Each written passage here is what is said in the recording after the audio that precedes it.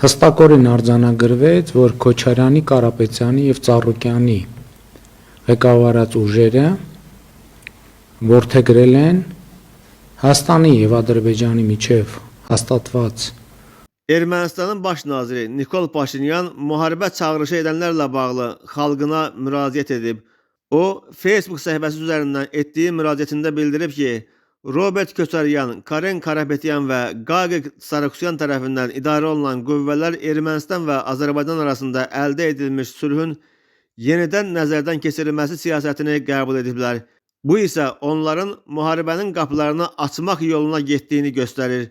Bu qüvvələr bildirirlər ki, mövcud sülhü yenidən nəzərdən keçirəcəklər və sülhə o cümlədən güc yolu ilə nail olmağa çalışacaqlar. Bu isə birmənalı şəkildə o deməkdir ki, onlar yalnız müharibənin qapılarını açmır, eyni zamanda onu qaçılmaz edir. Biz aydın şəkildə qeyd etməliyik ki, bu tarixi bir yol ayrıcıdır. Ermənistan və Azərbaycan arasında sülh əldə olunur və biz bu sülhü qurmuşuq. Bu isə müharibənin qapılarını möhkəm şəkildə bağlamaq deməkdir.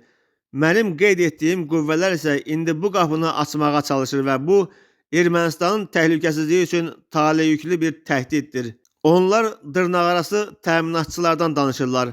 Hər hansı qərəzsiz müşahidəsi üçün aydındır ki, bu ritorika əslində ölkəyə sülhməramlı qüvvələrin daxil olması üçün zəmin yaradır. Sülhməramlıların hansı nəticələrə gətirib çıxardığını isə hamımız görmüşük. Eyni səhvlərin təkrar olunmasına səbəb olacaq bu qüvvələr qəti şəkildə rədd edilməlidir. Ümumiləşdirərək demək istəyirəm ki, biz təhlükəsizlik təminatçısına malik olmuşuq. Üstəlik, bu təminatçının öhdəlikləri hüquqi baxımdan çox aydın şəkildə müəyyən edilmişdir.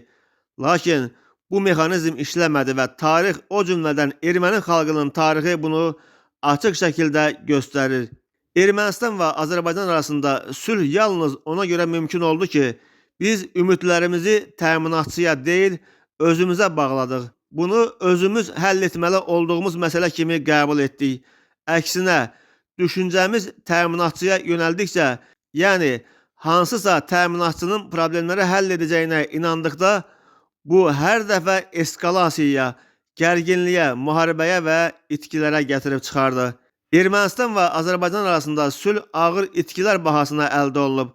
Lakin biz artıq yeni mərhələyə keçmişik və yaşamaq gündəliyindən inkişaf gündəliyinə keçid etmişik. Sülhün yenidən nəzərdən keçirilməsini istəyən bütün qüvvələr bizi inkişaf dövründən çıxarıb, yenidən yaşamaq uğrunda mübarizə məsələsinə qaytarmağa çalışır. Tarix göstərir ki, belə hallarda biz öz ölkəmizdə deyil, başqa ölkələrdə yaşamaq məcburiyyətində qalırıq.